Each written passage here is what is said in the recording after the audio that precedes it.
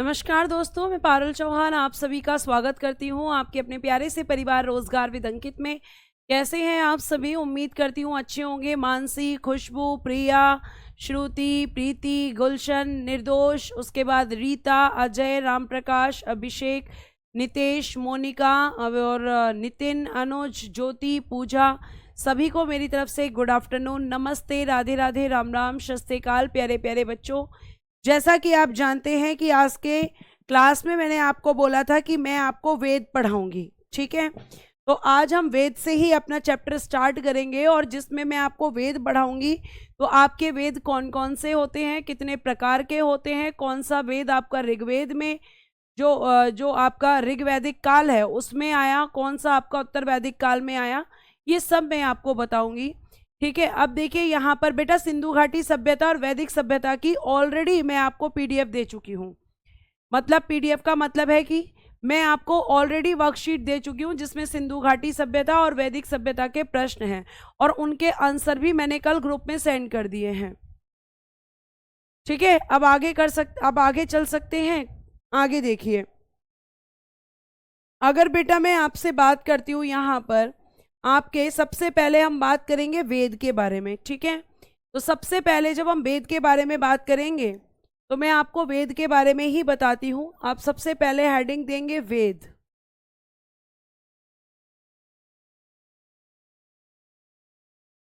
जिसमें से आपका पहला है ऋग्वेद,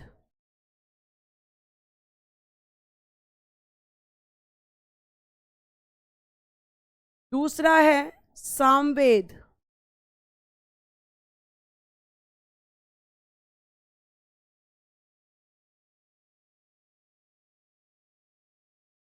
तीसरा यजुर्वेद,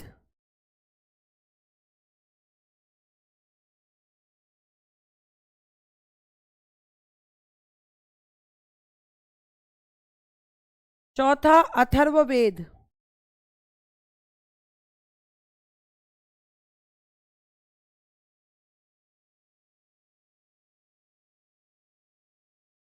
ठीक है। ये आपके 4 वेद हैं। अब देखिए यहाँ पर अगर मैं आपसे बात करती हूँ तो ऋग्वेद आपका किस में पढ़ोगे आप? ऋग्वैदिक काल में, ऋग्वैदिक काल या फिर पूर्व वैदिक काल, जो आपका अभी चल रहा है। और फिर ये तीनों मैं आपको पढ़ाऊंगी उत्तर वैदिक काल, पोस्ट वैदिक पीरियड, पोस्ट वैदिक पीरियड, ठीक है। इसे कहेंगे प्री वैदिक पीरियड।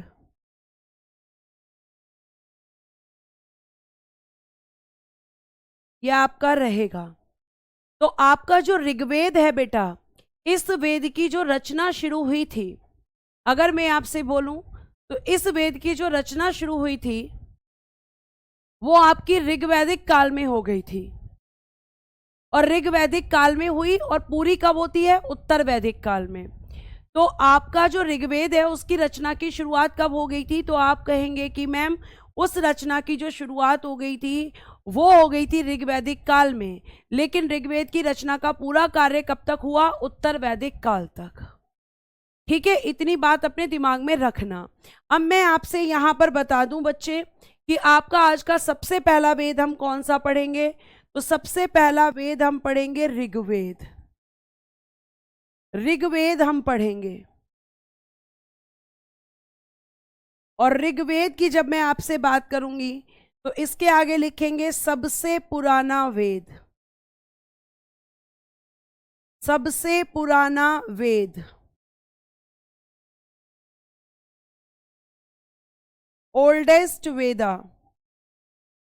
सबसे पुराना वेद कौन सा है? ऋग्वेद है। ऋग्वेद के अंदर 10 मंडल हैं। इसके अंदर 1028 सूक्त हैं।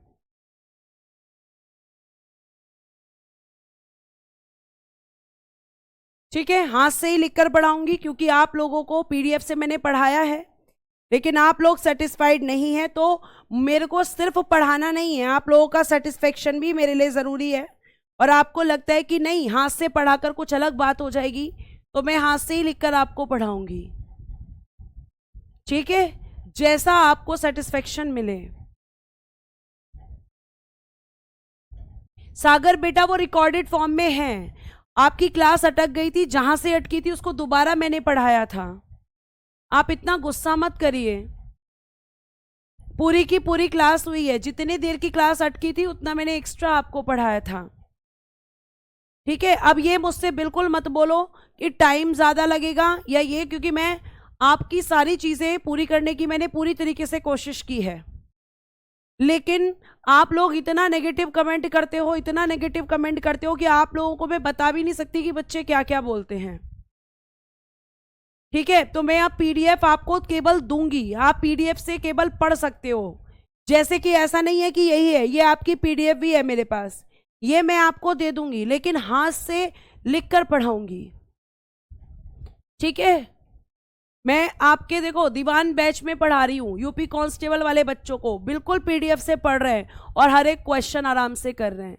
बेटा आपने अपना माइंड सेट कर लिया है कि नहीं पीडीएफ से नहीं पढ़ते, क्योंकि पीडीएफ तो बुक की तरह होती है, लेकिन आपको ये समझ में नहीं आता कि बुक में आपका इंपॉर्टेंट कंटेंट नहीं होता, लेकिन पीडीएफ में इंपॉर्टेंट कंटेंट होता है। और आपको पीडीएफ से मैं क्या करती थी, 2-2 3-3 बार चीजों को बता देती थी। ठीक है, अब देखो यहाँ पे बच्चे आ गए कि नहीं मैम पीडीएफ से पढ़ाओ, राइटिंग समझ नहीं आती, पीडीएफ से पढ़ाओ, राइटिंग समझ में नहीं आती। अब आप खुद सोच के देखो कि आप लोग इतने सारे हो, मैं किस किस की डिमांड्स को फुलफिल करूं। ठीक है, तो आपने अपना माइंड सेट कर लिया है, मैं बिल्कुल भी नेगेटिविटी नहीं चाहती, क्योंकि सच में मैं आप लोगों के साथ बहुत मेहनत करती हूं। और पीडीएफ से मैं आपको बता दूं, दीवान बैच में पढ़ा रही हूं और आपका विनायक बैच में पढ़ा रही हूं, बच्चे सारे क्वेश्चन करते हैं और अच्छे से समझते हैं, क्योंकि उनका कहना है कि मैम हमें लिखने का काम नहीं करना, लिखा हुआ तो आप दे ही रही हो, हमें समझना है। और पीडीएफ से जब पढ़ाते हैं तो आपके साथ मेरा कांटेक्ट अच्छा हो पाता है, और मैंने आपको ये चीज समझाई थी पर आप समझना ही नहीं चाहते, तो दैट्स योर चॉइस बच्चों, मैं आपके हिसाब से चलूंगी। ठीक है, और आपका ये भी कमेंट आ रहा है मैम बहुत डीप में सिलेबस जा रहा है, कांस्टेबल में इतना नहीं आता है, ये है वो है, तो अब मैं आपको बहुत ज्यादा डीप में भी सिलेबस नहीं दूंगी, कांस्टेबल के अकॉर्डिंग पढ़ाऊंगी। फिर आप मुझसे ये नहीं कह सकते कि सीजीएल का क्वेश्चन नहीं बन रहा, आप मुझसे ये बिल्कुल भी नहीं कह सकते कि सीजीएल का क्वेश्चन नहीं बन रहा। बच्चा कह रहा है मैम वोटिंग करा लो, मुझे पता है कि हाथ वाले कम बस 4 से 5 स्टूडेंट हैं, इतने लंबे लंबे लेटर लिखकर भेजे हुए हैं ग्रुप में। भाई आपकी कंप्यूटराइज्ड जो राइटिंग होगी वो तो अलग ही होती है, अब हमारी जैसी राइटिंग है, हम आपको पढ़ाते हैं अपनी तरफ से अच्छा लिखने हैं। ठीक है, पीडीएफ से पढ़ाओ, पीडीएफ से पढ़ाओ, पीडीएफ से पढ़ाओ, पीडीएफ से पढ़ाओ, ऐसा नहीं होता बेटा, सबकी डिमांड एक टीचर कैसे फुलफिल करेगा। आरुषि मैम हाथ से पढ़ाती हैं, उनको आप मैसेज लिखते हो पूरी क्लास में मैम लिखती ही रहती हो, अब भाई बंदा लिखेगा ही, जब आप उसको पढ़ा, जब बोल रहे हो कि पीडीएफ से नहीं पढ़ाना तो वो लिख कर ही पढ़ाएगा। आपको कांस्टेबल का लेवल नहीं पता, आप ऐसा करती हो, ऐसा लगता है कि आप इतने ज्ञानी हो कि आपको टीचर की जरूरत ही नहीं है, या टीचर की कोई बात आपको सुननी ही नहीं है, आपने कसम खा रखी है। ठीक है, अब आगे चलिए यहां पर, तो ऋग्वेद में कितने सूक्त हैं, 1028 सूक्त हैं, और यहां पर बेटा आपकी कुछ ऋचाएं भी हैं, यहां से क्वेश्चन आता है। ऋचाएं, ऋचाएं किसको कहते हैं, जो मंत्र होते हैं, और बच्चे इनकी संख्या आपको कहीं मिलेगी 10,462, ध्यान से सुनना, इनकी संख्या आपको कहीं मिलेगी 10,462, और कहीं मिलेगी इनकी संख्या आपको 10,532, कहीं पर लिखी मिलेगी 10,580। ऐसा क्यों मैम, क्योंकि एग्जैक्टली कितने मंत्र हैं बच्चे ये नहीं पता चल पाया है, एग्जैक्टली कितने मंत्र हैं ये पता नहीं चल पाया है। अब फिर नहीं पढ़ रहे हो, अब पीडीएफ पीडीएफ पीडीएफ, पूरा बोर्ड पीडीएफ से भरा हुआ है, मतलब सामने।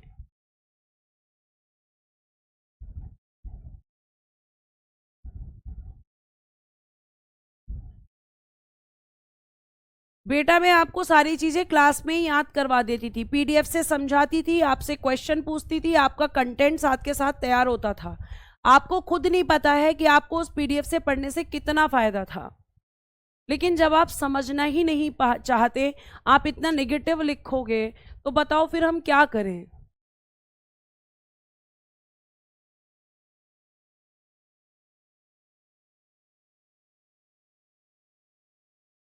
पीडीएफ से पढ़ाइए मैम, नवीन सर भी बैच में पीडीएफ से पढ़ाते हैं मैम, पीडीएफ से पढ़ाइए। चलो अब पढ़ लो फिलहाल।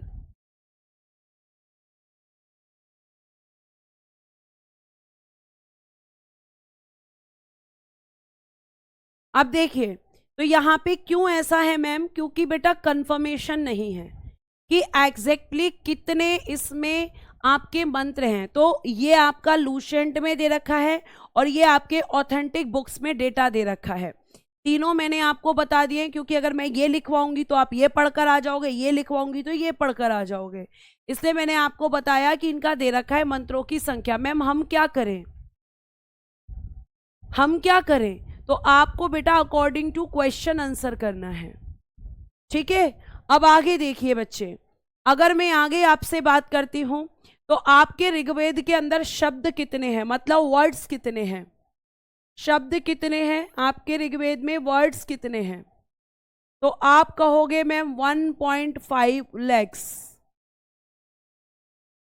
1.5 लाख हैं, ठीक है। और ये आपके अप्रोक्सीमेट हैं,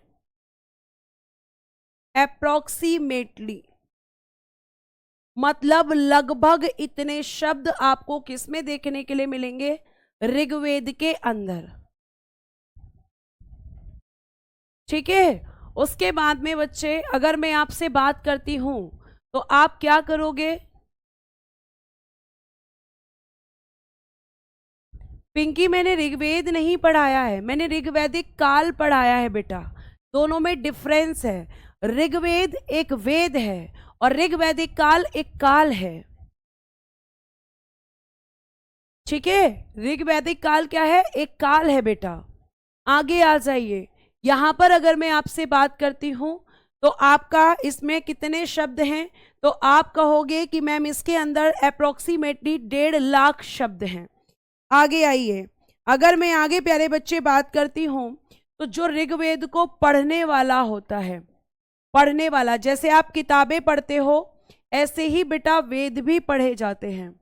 तो पढ़ने वाला क्या कहलाता है, पढ़ने वाले को हम कहते हैं रीडर, रीडर कहते हैं।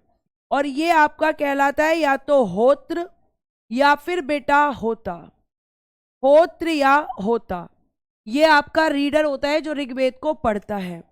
अब ऋग्वेद का जो तीसरा मंडल है,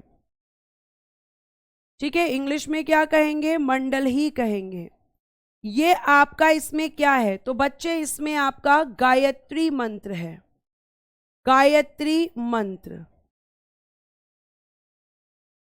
गायत्री मंत्र है, गायत्री मंत्र। और ये जो गायत्री मंत्र है ये किसको डेडिकेटेड है, डेडिकेटेड टू सन गॉड, सूर्य देवता को समर्पित, सूर्य देवता को समर्पित है। और आपका जो गायत्री मंत्र है इसके राइटर कौन है, इसके लेखक कौन है, तो वो है बच्चे विश्वामित्र, विश्वामित्र, इन्होंने किया है आपके गायत्री मंत्र की रचना, ठीक है। तो ये आपको सारी चीजें ध्यान रखनी है। गायत्री मंत्र जो आपका ऋषि विश्वामित्र द्वारा लिखा गया है। उसके बाद प्यारे बच्चे अगर मैं आपसे बात करती हूं तो आपको ये भी ध्यान रखना है कि आपका जो तीसरा मंडल है उसके बाद में ऋग्वेद में आपके टोटल 10 हैं, जिसमें से एक तीसरा मंडल इंपॉर्टेंट है, एक लिखिएगा बेटा नेक्स्ट 7वां मंडल, 7th आपको मैं बता रही हूं, सातवां मंडल, जिसकी अगर हम बात करते हैं तो इसके अंदर क्या है, दशराज्य युद्ध का वर्णन है। दशराज्य युद्ध का वर्णन। आप मुझे बताएंगे दशराज्य युद्ध किस नदी के किनारे हुआ था, क्योंकि ये मैं बता चुकी हूं, किस नदी के किनारे। फिर आप मुझे बताएंगे किस किस के बीच हुआ था, किस किस के बीच ये युद्ध हुआ था। तो दशराज्य युद्ध का वर्णन मैं ऑलरेडी आपको बता चुकी हूं।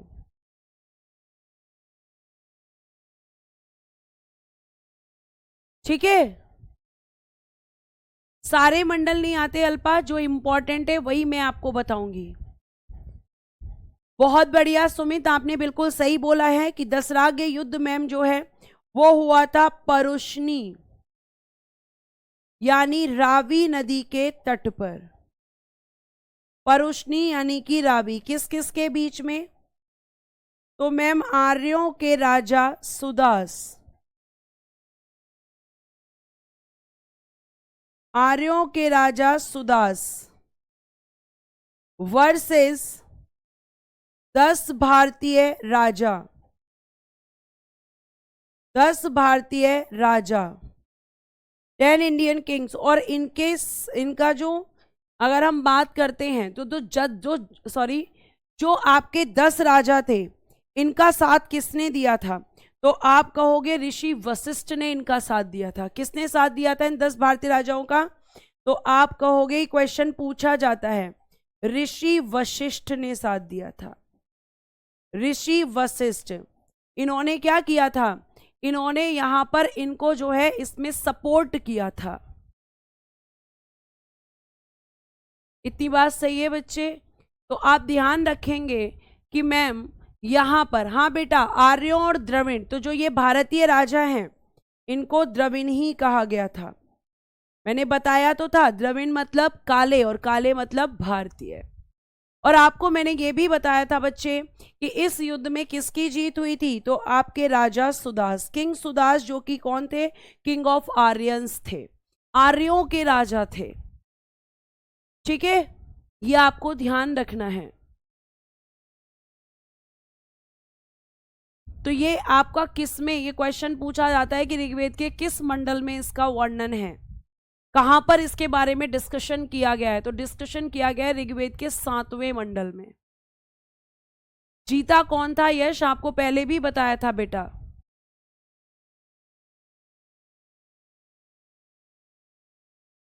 ठीक है,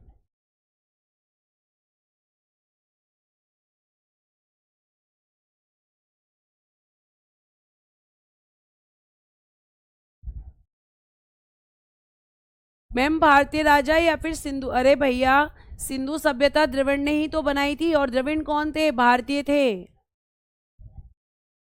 द्रविड़ कौन थे, भारतीय थे बच्चे। तो ये आपका किस में बोला गया है, 7वें मंडल में।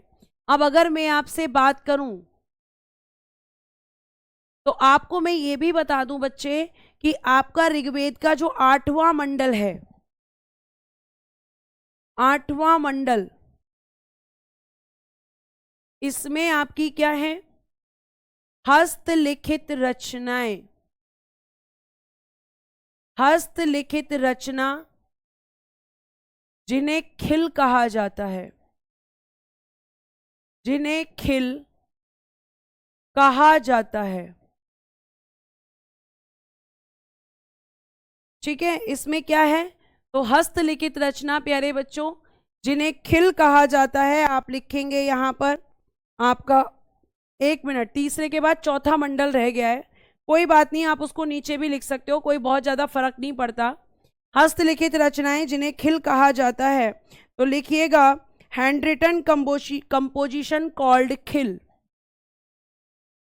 हैंड रिटन कंपोजिशन कॉल्ड खिल,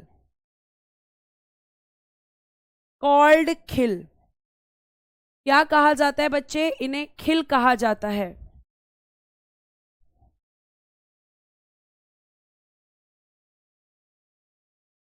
ठीक है। उसके बाद में अगर मैं आपसे बात करती हूं तो आपका एक है चौथा मंडल। क्या उसको नीचे लिख सकते हैं? जी हाँ, कोई फर्क नहीं पड़ता, चौथा मंडल आप लिख सकते हो। इसमें क्या कहा गया है? इसमें बेटा कृषि के बारे में बात की गई है। कृषि यानी कि एग्रीकल्चर,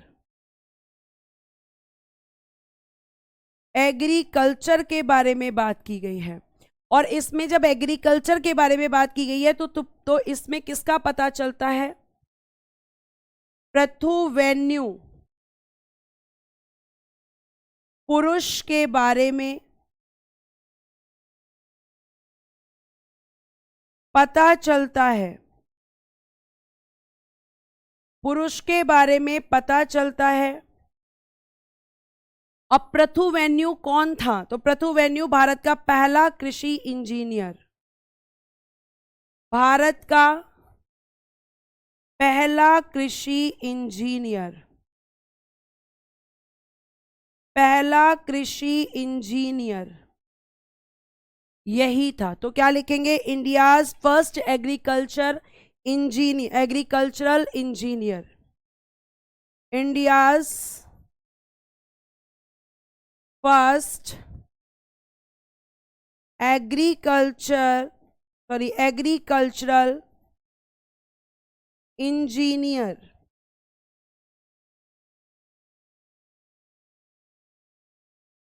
तो आपके चौथे मंडल में कृषि की चर्चा की गई है और कृषि से रिलेटेड जो आपका फर्स्ट इंजीनियर है वो कौन है? पृथुवेन्यू।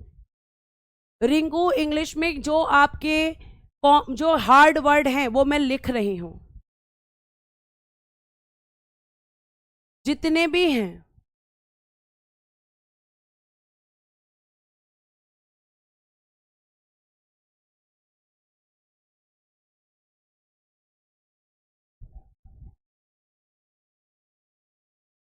ठीक है, जितने भी हैं वो मैं आपको बता रही हूं। एक मिनट, इंजीनियर यहां पे हिंदी में ठीक कर लेना इसको।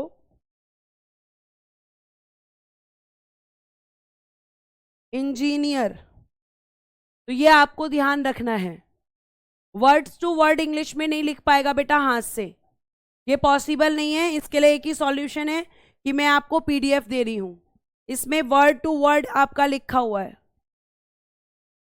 आपको यहां से करना पड़ेगा। ठीक है,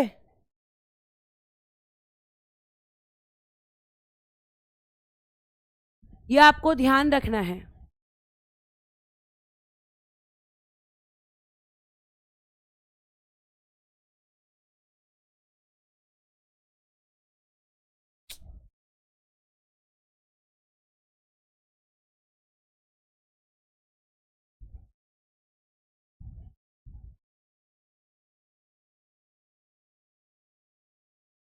बेटा आप लोगों का अगर पढ़ने का मन नहीं है तो मुझे बता दीजिए, क्योंकि फिर मैं ऐसे नहीं पढ़ा पाऊंगी। ना तो आप ग्रुप में शांत रहते हैं, ना ही आप पढ़ते हैं, या फिर आप सीधी सीधी अपनी डिमांड रख दीजिए कि हमें आपसे नहीं ही पढ़ना है, हमें नवीन सर से पढ़ना है। आप कॉलिंग टीम को ये चीज़ बोल दीजिए, क्योंकि अगर आप ऐसे मुझे परेशान करेंगे तो ना तो मैं आपको पढ़ा पाऊंगी और ना आप समझ पाएंगे, मैं आपको नहीं पढ़ा पाऊंगी और आप ये सब चीज़ें करके अपनी ही चीज़ें खराब कर रहे हैं।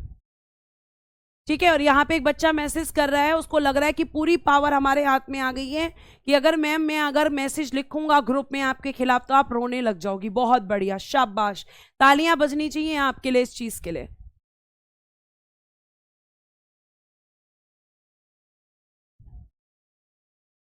आप किस चीज की तैयारी कर रहे हो? गवर्नमेंट जॉब की, पर मुझे लगता नहीं है कि आप उसकी तैयारी कर रहे हो। ठीक है, अगर आप टीचर की बात नहीं मानोगे तो फिर आपको नहीं पढ़ना चाहिए। मैं आपकी बात मान रही हूं, उसका मतलब ये नहीं है कि मैं आपसे परेशान हो चुकी हूं। मैं आपको दुखी नहीं करना चाहती हूं।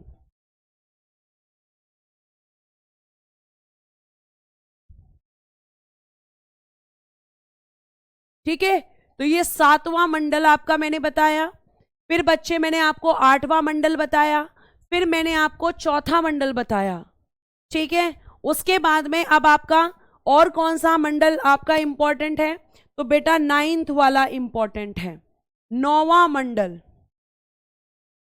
और ये जो 9वां मंडल है बच्चे, अगर हम इसकी बात करेंगे तो इसमें क्या मिलता है, इसमें सोम देवता के बारे में, आपके सोम देवता को समर्पित है, सोम देवता को समर्पित, डेडिकेटेड टू सोम देवता, पूरा का पूरा 9वां मंडल, ये आपको ध्यान रखना है, ठीक है। आगे देखिए, अगर मैं बात करती हूं बेटा, तो नेक्स्ट है आपका 10वां मंडल, और इसमें किसके बारे में बात की गई है, 4 वर्णों के बारे में, 4 वर्णों के बारे में, जो आपका ऋग्वेद का 10वां मंडल है। इसमें आपके 4 वर्ण हैं, उनको डिफाइन किया गया है। और बेटा जी आपको बहुत अच्छे से ध्यान रखना है, और मैं आपको यहाँ पर ये बताने जा रही हूँ कि वो 4 वर्ण कौन से हैं। तो वो 4 वर्ण में आपका पहला आता है ब्राह्मण,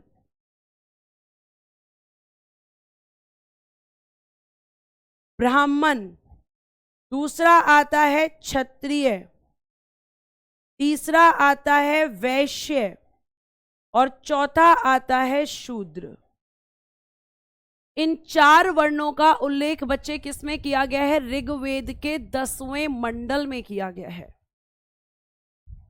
ठीक है। तो सोम देवता को समर्पित यानी कि डेडिकेटेड टू सोम आपका 9वां मंडल है, और 10वां मंडल 4 वर्णों के बारे में डिफाइन करता है, जिसमें एक आपका ब्राह्मण है, एक आपका क्षत्रिय है, एक आपका वैश्य है, और एक आपका बच्चे शूद्र है।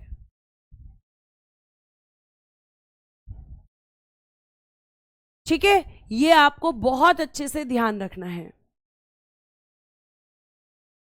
और आपको बहुत अच्छे से ध्यान रखना है कि ये जो चारों वर्ण हैं, इनके जो काम है, मतलब इनका जो कर्म है, जो इनके फंक्शंस हैं, वो किस में बताए गए हैं, धर्म सूत्र में।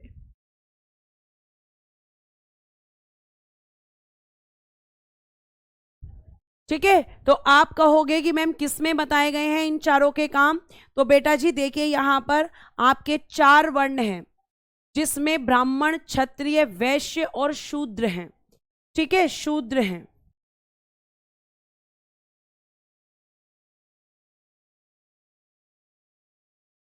ये हैं, और इनके जो कर्तव्य हैं, इनकी जो ड्यूटीज हैं, वो किस में बताई गई हैं, धर्म सूत्र में। तो ब्राह्मण, क्षत्रिय, वैश्य और बेटा शूद्र, ये आपके किस में बताए गए हैं, तो आप कहोगे कि मैम 10वें मंडल में।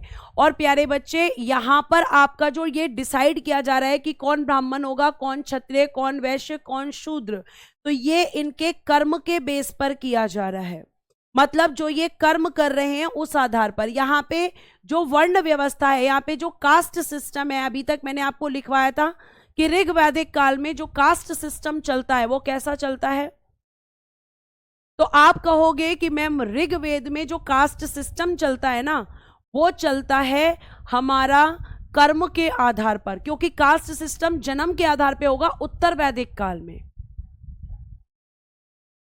ठीक है, अब देखिए यहां पर अगर मैं आपसे बात करती हूं, तो प्यारे बच्चे ब्राह्मण उसको कहा जाएगा जो शिक्षा देगा, जो ज्ञान देगा, जो एजुकेशन देगा, वो सब ब्राह्मण।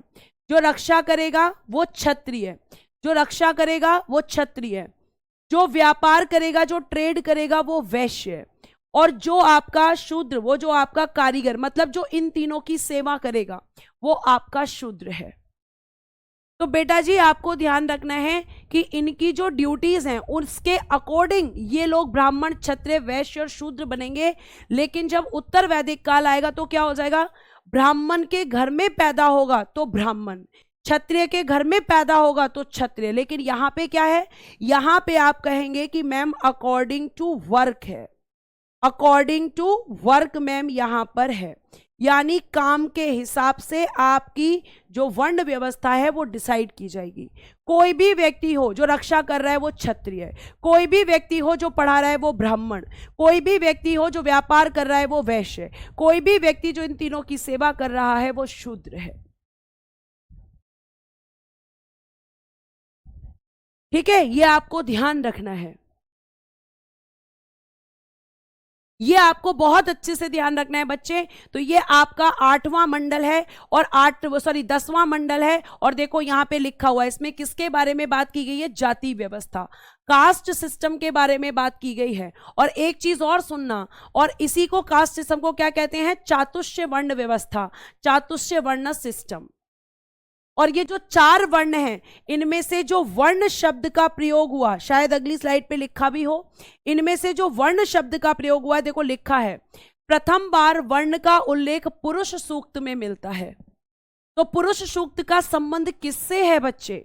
आप कहोगे मैम पुरुष सूक्त का जो संबंध है वो किससे हो जाएगा, रिलेशन किससे हो जाएगा? तो मैम इस सूक्त का संबंध ऋग्वेद से है, ऋग्वेद से है बेटा। तो ऋग्वेद में जो 10वां मंडल है उसमें जो 4 वर्णों की बात की गई है, उसमें से जो वर्ण शब्द है उसका प्रयोग सबसे पहले किस में मिलता है? तो मैम पुरुष सूक्त में मिलता है। तो बेटा जी आपके ऋग्वेद के 10वें मंडल में जो मैंने आपको बताया कि ऋग्वेद के 10वें मंडल में क्या है, तो मैम 4 वर्णों के बारे में उल्लेख है। इसको अगर हम और डिफाइन करें तो जाति व्यवस्था के बारे में है, कास्ट सिस्टम, और यहां पे कैसा है? तो आप कहेंगे काम के आधार पर, अकॉर्डिंग टू वर्क क्या किया गया है? यहां पे कास्ट सिस्टम को रखा गया है। ठीक है, ये आपको ध्यान रखना है। तो ये सारी चीजें बच्चे आपको ध्यान में रखनी है। तो ये आपका पूरा ऋग्वेद है। अब ऋग्वेद के 10वें मंडल में और किस किस के बारे में बात की गई है? ऋग्वेद के 10वें मंडल में प्यारे बच्चे आपका पुरुरवा और उर्वशी का संवाद है। अब मैम ये पुरुरवा कौन है, उर्वशी कौन है, ये बताइए। तो बेटा जी जो पुरुरवा है ये आपकी स्वर्ग की अप्सरा है, स्वर्ग की अप्सरा। और पुरुरवा राजा है, राजा। और उर्वशी कौन है? स्वर्ग की अप्सरा। अब ये उर्वशी जो है एक दिन कहां पर आती है? पृथ्वी पर घूमने आती है। अब भाई अप्सरा है तो भाई जाहिर सी बात है कि बहुत ही सुंदर होगी, बहुत ही सुंदर होगी। और जब बहुत सुंदर थी पृथ्वी पे आई तो कुछ लोगों ने इसको परेशान किया। अब पुरुरवा जो राजा है आपका वो वहां से निकल रहा था, उसने देखा कि कुछ लोग मिलकर उर्वशी को परेशान कर रहे हैं। तो पुरुरवा जो राजा है उसने उसको प्रोटेक्ट किया, उसकी रक्षा करी। अब इस चीज से उर्वशी बड़ी इंप्रेस हो गई, क्योंकि पुरुरवा जो राजा है वो भी प्यारे बच्चे बहुत ज्यादा सुंदर है, बहुत ज्यादा बहादुर है, विद्वान है, सारे गुण हैं जो एक लड़की एक पुरुष के अंदर देखती है। ठीक है, तो आपके जो पुरुरवा है और उर्वशी जो है इन दोनों का क्या होता है? आमना सामना होता है। और जब आमना सामना होता है तो उर्वशी पुरुरवा से प्रेम करने लगती है। और जब इसको प्रेम हो जाता है तो ये स्वर्ग में जब वापस जाती है इसका मन नहीं लगता। अब ये स्वर्ग में जाकर वहां पे कहती है कि भाई मुझे तो पुरुरवा से शादी करनी है।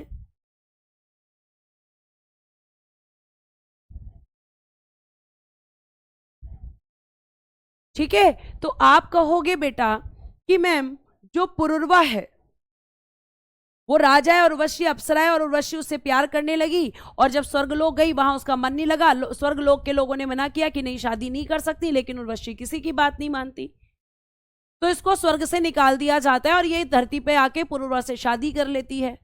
अब शादी तो कर लेती है लेकिन कुछ दिन, जैसे हम क्या करते हैं, हम शहर में रह रहे हैं तो हमें क्या लगता है गांव बहुत अच्छे होंगे,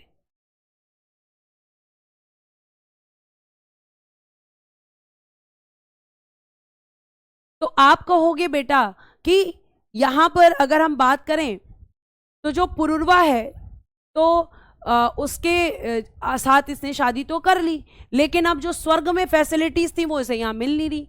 अब इसका यहाँ भी मन नहीं लगता, अब ये वापस स्वर्ग जाना चाहती है, लेकिन स्वर्ग से इसे निकाला जा चुका है। तो वहां पे इसको एक टास्क दिया जाता है कि जिस दिन तुम अंधेरे में अपने पति को बिना वस्त्रों के देख लोगी, उस दिन तुम्हें स्वर्ग वापस बुला लिया जाएगा। अब उर्वशी के सामने चैलेंज है, ऐसा कैसे होगा, मैं ऐसा कैसे करूंगी। मतलब उसे जगते हुए देखना है, खड़े हुए देखना है उसे। तो ये जो है 2 बकरी लेकर आ जाती है, गॉट। अब उनमें से एक बकरी ये भगा देती है, फिर राजा को उठाती है, उठ जाओ मेरी बकरी भाग गई। राजा इग्नोर करके सो जाता है। अगले दिन फिर इसकी दूसरी बकरी को ये भगा देती है।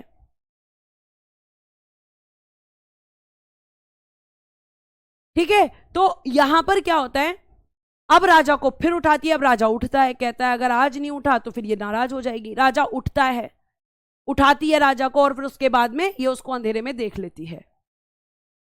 तो बेटा जी फिर ये जो राजा पुरुरवा है, ठीक है, इसको छोड़कर उर्वशी वापस कहां चली जाती है, स्वर्ग चली जाती है। तो इसमें इनकी पूरी कहानी का वर्णन किसमें है, तो आप कहोगे कि मैम ऋग्वेद के 10वें मंडल में है इन दोनों की कहानी। इन दोनों के बीच के जो डायलॉग्स हैं, जो बातचीत हैं, जो चीजें हैं, वो सब इसके अंदर हैं।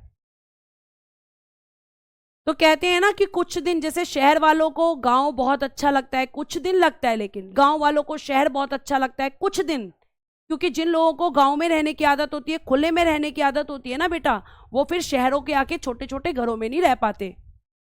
और ऐसे ही शहर के लोग गांव में एडजस्ट नहीं कर पाते। क्यों नहीं कर पाते, क्योंकि उनकी बॉडी को उस चीज की आदत हो जाती है। जैसे आप लोग कह रहे हो ना मैम गांव होते अच्छे क्या हैं, अच्छे ही होते हैं। मैं तो कह ही नहीं रही कि अच्छे नहीं होते, मैंने बोला कि आपका रहने सहने का तरीका उस तरीके का हो जाता है कि आपको दूसरी जगह एडजस्ट करने में मुश्किल होती है। तो ऐसा ही हुआ था अप्सरा उर्वशी के साथ में। ठीक है, तो ये आपको सिर्फ समझाना था मुझे। और फिर बात आती है कि 10वें मंडल में डाउट है। क्या डाउट है आदित्य, क्वेश्चन पूछो बच्चे, फिर मैं डाउट दूर करूंगी। ठीक है, उसके बाद में बेटा ऋग्वेद का जो उपवेद है वो आयुर्वेद है। क्वेश्चन सीधा सीधा पूछा जाएगा कि ऋग्वेद का उपवेद क्या है, तो आप कहोगे आयुर्वेद है। ठीक है, आयुर्वेद है। लेकिन एक व्यक्ति है सुश्रुत, सुश्रुत के अनुसार, सुश्रुत के अनुसार, अकॉर्डिंग टू सुश्रुत,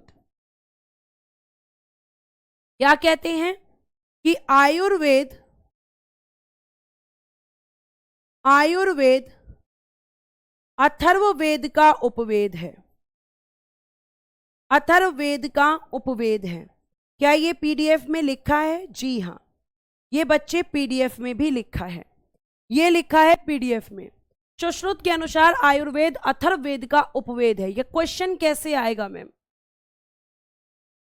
तो आप कहोगे कि मैम क्वेश्चन ऐसे आएगा, अगर सिंपल पूछा जाएगा कि ऋग्वेद का उपवेद क्या है, तो हम आंसर आयुर्वेद करके आ जाएंगे। और अगर हमसे पूछा जाएगा कि अकॉर्डिंग टू सुश्रुत, सुश्रुत के अनुसार आयुर्वेद किसका उपवेद है, तो बेटा अथर्ववेद का है। खुशबू ये पीडीएफ में ही है, ये जो मैंने लिखा है यहां से ये पीडीएफ में भी है, थोड़ा ठीक से देखो बेटा, ठीक से देखो बेटा।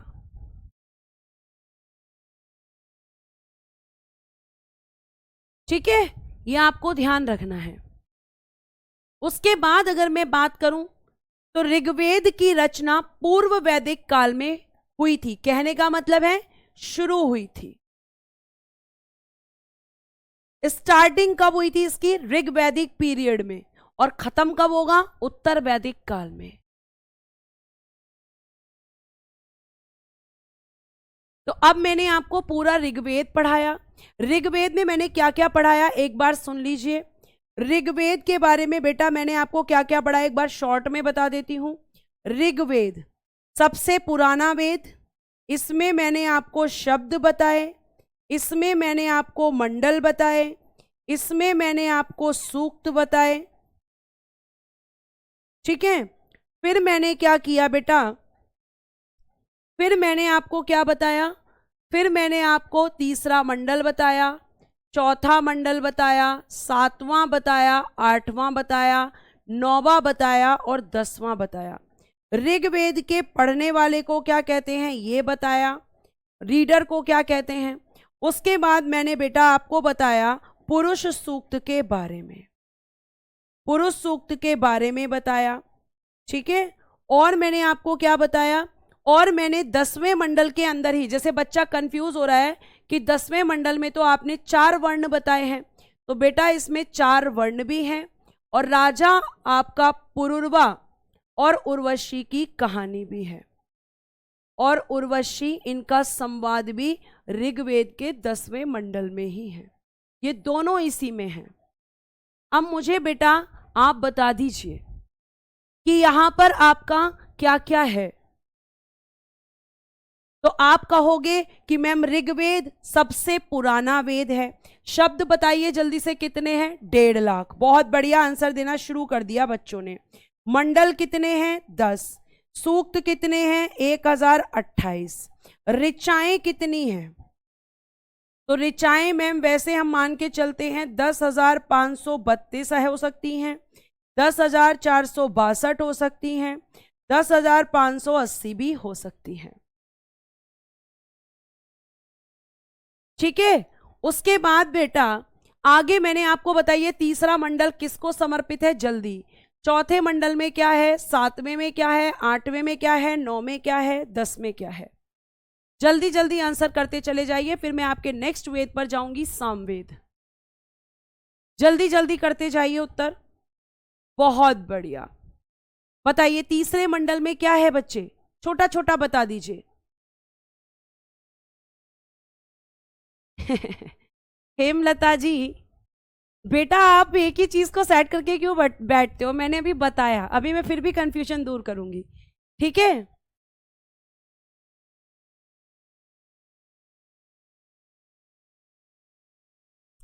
तो आप कहोगे कि मैम तीसरे मंडल आपका कहां पर है, तो तीसरे मंडल में मैम वेरी गुड गायत्री मंत्र है।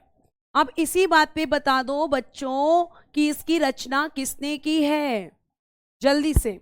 और चौथे मंडल में क्या है, सारा तुम्हें याद होना चाहिए। पढ़ने वाला मैम होत्रिया होता, क्या बात है, बहुत बढ़िया, शाबाश। आगे बताइए, बहुत बढ़िया। चौथे मंडल में मैम कृषि की बात की गई है, 7वें मंडल में दशराग्य युद्ध है, 8वें मंडल में हस्तलिखित रचनाएं हैं,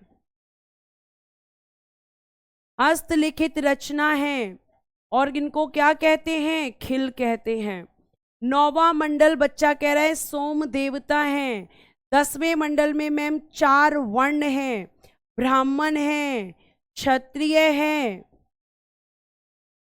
ठीक है, क्षत्रिय हैं, वैश्य है और मैम शूद्र है। उसके अलावा बच्चे आपको मैंने बताया पुरुष सूक्त में क्या है, वर्ण शब्द का सर्वप्रथम प्रयोग,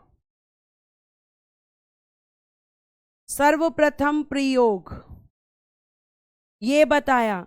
अब मैंने आपको एक बताया उपवेद, तो आप कहेंगे ऋग्वेद का उपवेद है आयुर्वेद।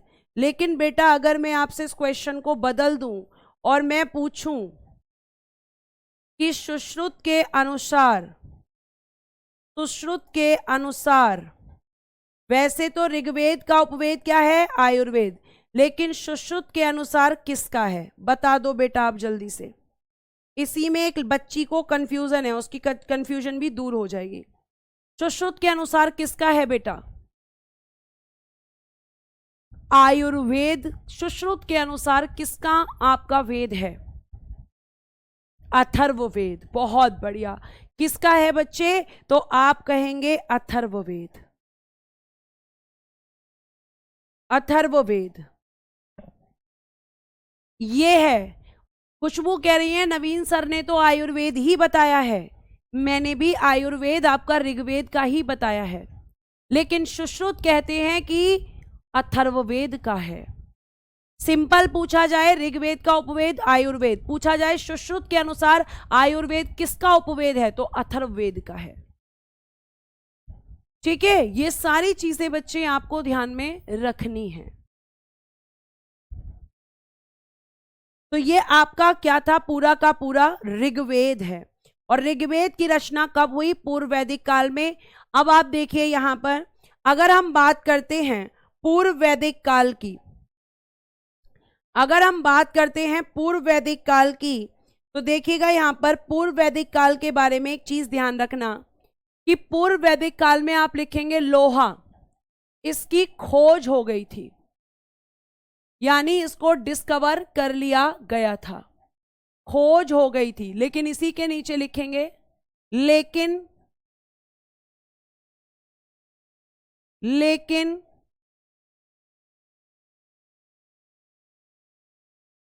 इसका प्रयोग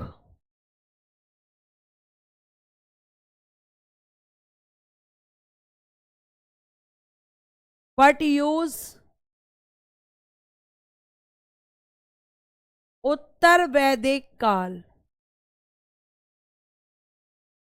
उत्तर वैदिक काल में, इन पोस्ट वैदिक पीरियड। और इसके लिए एविडेंस कहां से मिलते हैं? इसके साक्ष्य यानी कि एविडेंस ये मिलते हैं बेटा अतरंजी खेड़ा, अतरंजी खेड़ा जो पड़ता है एटा यूपी के अंदर। ठीक है, और अगर मैं तंबाकू की बात करती हूं तो तंबाकू का ज्ञान नहीं था, तंबाकू का ज्ञान नहीं था, यह आपको ध्यान रखना है। ठीक है, तो तंबाकू का ज्ञान नहीं था। नदियों के उल्लेख के बारे में बेटा मैं आपको लास्ट में लिखवाऊंगी एक उसमें। तो ये आपको बहुत अच्छे से ध्यान रखना है कि लोहे की खोज कब हुई थी और यूज कब हुआ था। और पूर्व वैदिक काल में आपका जो है तंबाकू की खोज नहीं हुई थी। अब हम आज पढ़ेंगे उत्तर वैदिक काल। क्या पढ़ेंगे हम? उत्तर वैदिक काल पढ़ेंगे। हाँ बेटा, वो ऋग्वैदिक काल में ही आएगा, क्योंकि उत्तर वैदिक काल अब शुरू हो रहा है। क्योंकि कल एक बच्चे ने लिखा था बड़ा बड़ा लिख दिया करो जब नया शुरू होता है, तो बड़ा बड़ा लिखा हुआ है उत्तर वैदिक काल, यानी अब तक आपने जो पढ़ा वो पूर्व वैदिक काल में पढ़ा।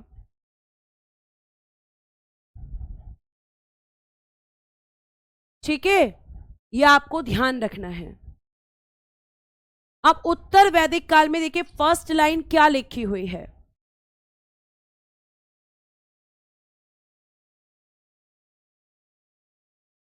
तो उत्तर वैदिक काल में वेद त्रयी की रचना की गई थी। अब यहां पे आपके एग्जाम में क्वेश्चन आता है कि वेद त्रयी किसको कहते हैं। तो बेटा जी आपके 3 वेद होते हैं जिनको आप वेद त्रयी कहते हैं। और ये 3 वेद कौन से होते हैं?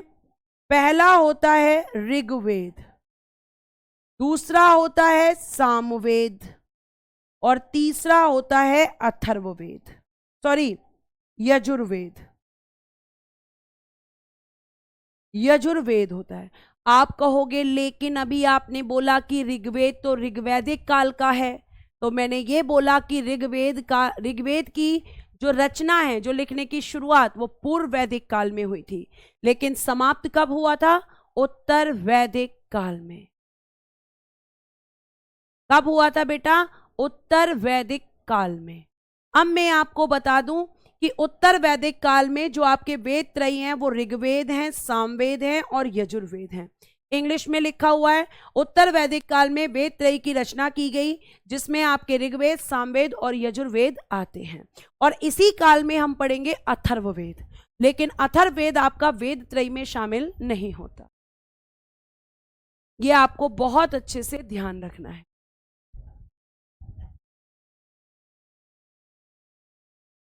ठीक है, ये आपको बहुत अच्छे से ध्यान रखना है। तो इसको आप जल्दी से एक बार नोट कर लेंगे ताकि मैं आगे बढ़ूं।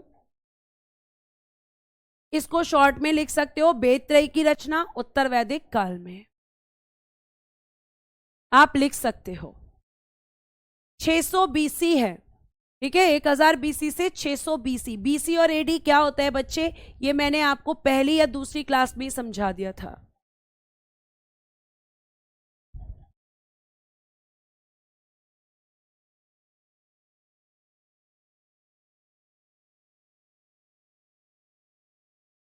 ठीक है, मोहम्मद शाहबान बेटा, मैंने लोहे के बारे में बोला है कि लोहे को डिस्कवर आपका प्री वैदिक पीरियड में कर लिया गया था, लेकिन इसका यूज किया गया था आपका पोस्ट वैदिक पीरियड में। ठीक है, अब आगे देखिए। आगे अगर मैं बात करती हूं तो उत्तर वैदिक काल में आप सबसे पहला वेद पढ़ोगे सामवेद। इसमें आप फर्स्ट लाइन एक चीज ध्यान रखना कि ये किस पर आधारित वेद है, ऋग्वेद पर आधारित वेद। ये क्वेश्चन भी एग्जाम में पूछा जाता है कि कौन सा वेद ऋग्वेद पर आधारित है, तो आप कहेंगे बेस्ड ऑन ऋग्वेद।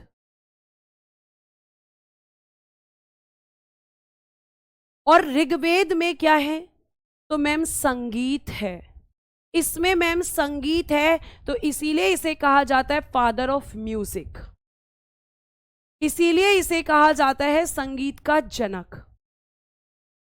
ठीक है, तो इसमें क्या है, संगीत है।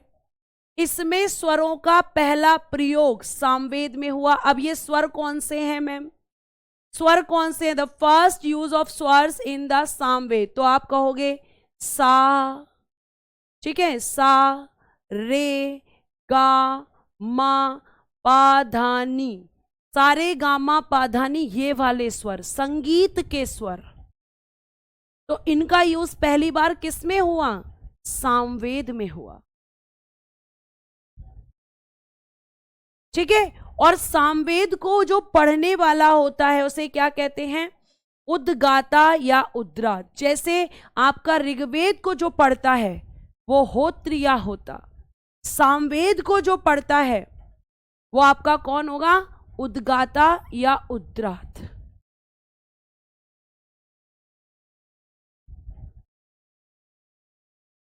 ठीक है, उसके बाद में आपका इसका उपवेद क्या है, तो आप कहोगे गंधर्व वेद है। इसका उपवेद क्या है प्यारे बच्चे, गंधर्व वेद है मैम।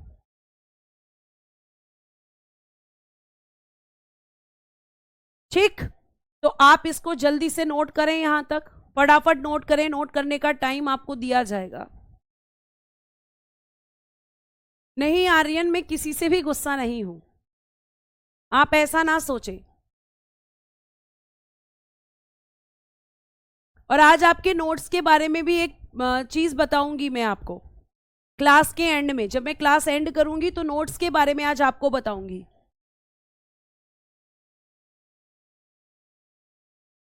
नहीं फरीन, तब आपको दोबारा बनाने की जरूरत नहीं है, जो एक्स्ट्रा पॉइंट है उसको आप ऐड ऑन कर सकते हो। लिखिए बेटा जल्दी से।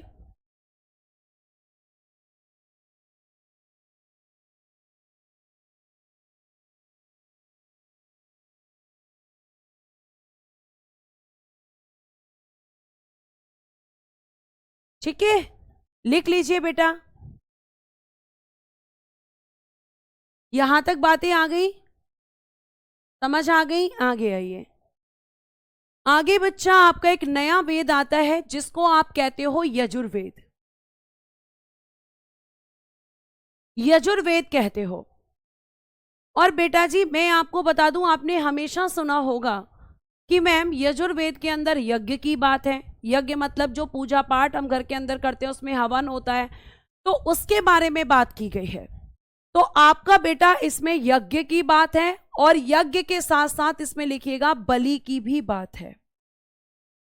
बलि यानी किसकी बलि? तो बेटा जो पशुओं की बलि दी जाती है या इंसानों की बलि दी जाती है, वो भी आपकी किस में है? यजुर्वेद में ही है।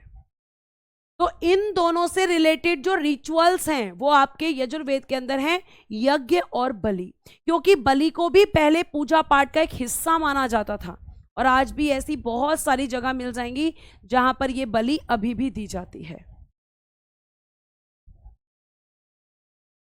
ठीक है, ये आपको ध्यान रखना है। और ये एक ऐसा वेद है जो गद्य और पद्य दोनों में है। अब आप मुझे बताएंगे कि जब कोई चीज गद्य और पद्य दोनों में होती है तो उसको क्या कहते हैं? तो आप कहोगे मैम उसको चंपू काव्य कहते हैं। क्योंकि मैम ये दोनों में है, प्रोज एंड पोइट्री। ठीक है, यहां पोइट्री लिख लेना। प्रोज एंड पोइट्री दोनों में जब कोई चीज होती है तो वो चंपू काव्य का एग्जाम्पल होती है। और हमारा यजुर्वेद गद्य और पद्य दोनों में है, इसीलिए ये भी चंपू काव्य का एग्जाम्पल है। ठीक है, उसके बाद में बेटा इसको जो पढ़ने वाला होता है वो अधर्व्यू कहलाता है। क्या कहलाता है? अधर्व्यू कहलाता है। इसको पढ़ने वाले को आप क्या कहते हैं? अधर्व्यू कहते हैं। इसके बाद बेटा इसका जो उपवेद है वो आपका धनुर्वेद है। और एक लाइन आपको इसमें ऐड करनी है।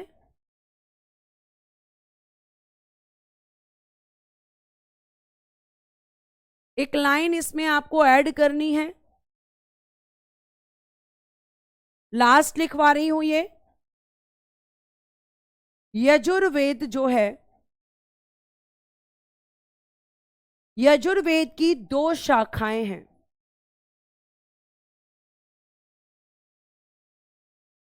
जिसमें से एक आप लिखेंगे कृष्ण यजुर्वेद और एक आप लिखेंगे शुक्ल यजुर्वेद।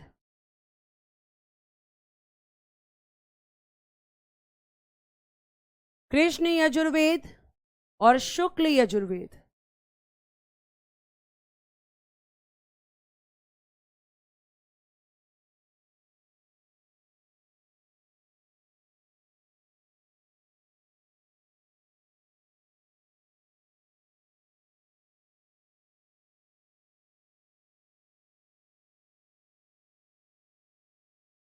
ये आपकी 2 शाखाएं हैं इसके अंदर। ठीक है, अब आ जाते हैं आपके नोट्स पर। आप इसको नोट करिए आराम से और मेरी बात को सुनिए। जो आपकी प्रॉब्लम है शायद मैं उसे कुछ हद तक खत्म कर पाऊं। एक बार समझ लीजिए चीजों को। बेटा आपको ये लिखना नहीं है, ठीक है, इसीलिए इसको ब्लैक किया हुआ है। आगे आइए, अब मैं आपको क्या बताने जा रही हूं वो सुन लीजिए। बेटा आपकी प्रॉब्लम है पीडीएफ। ध्यान से सुन लीजिए, आपका सॉल्यूशन बता रही हूं। पीडीएफ ध्यान से सुनना। आपको 2 तरह की पीडीएफ मिलती हैं। एक वो पीडीएफ जो मैं आपको बोर्ड पर पढ़ाती हूं, और दूसरा बेटा हैंड रिटन पीडीएफ मिलती है। तो ये 2 तरह की आपके पास क्या हो गई? मैम पीडीएफ हो गई। ये 2 तरह की क्या हो गई बेटा? पीडीएफ हो गई। अब 2 तरह की पीडीएफ आपको मिल रही हैं, तो आप मुझे ये बताइए कि आपको फिर जब ये 2 तरह की पीडीएफ मिल रही हैं तो आप इनसे क्यों नहीं पढ़ रहे, और क्लास को आप समझने के लिए क्यों नहीं कर रहे हो? आप क्लास के अंदर इस पीडीएफ पर फोकस करते हो कि मुझे लिखना है, कि मुझे ये करना है, मुझे वो करना है, लेकिन ये सब तो काम हम आपको करके दे रहे हैं।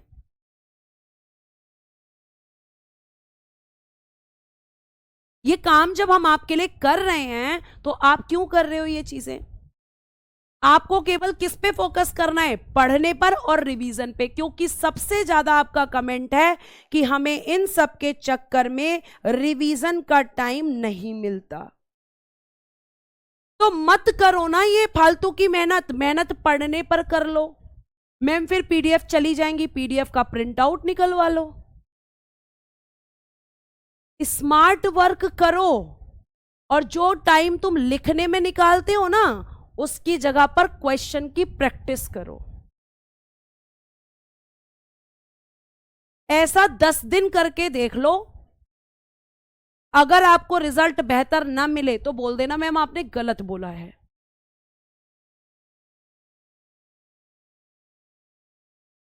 ये जितना लिखा है ना, ये सब आपके पास 2 तरीके से पहुंचता है। और आपको मैं बोल दूं कि ये बात मैं ही नहीं कहती, अंकित सर भी जब बोलते हैं तो वो बोलते हैं जीएस में केवल समझने का काम करो, क्योंकि लिखने का काम हम आपके लिए कर रहे हैं। आप ऐसा करके तो देखो, आपके पास टाइम, अब आप पूरे दिन लिखने में ही निकाल देते हो तो रिवीजन कब करोगे? ठीक है, तो ये चीज आप अपने अंदर लेकर आओ बेटा, इसको करो। अब आपका कोई क्वेश्चन है तो पूछ लीजिए।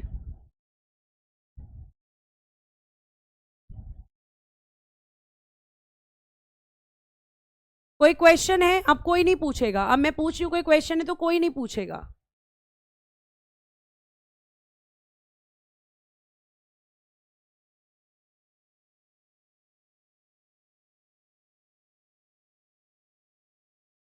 अंशु कोई क्वेश्चन भी पूछ लो बेटा, तभी तो आंसर दूंगी।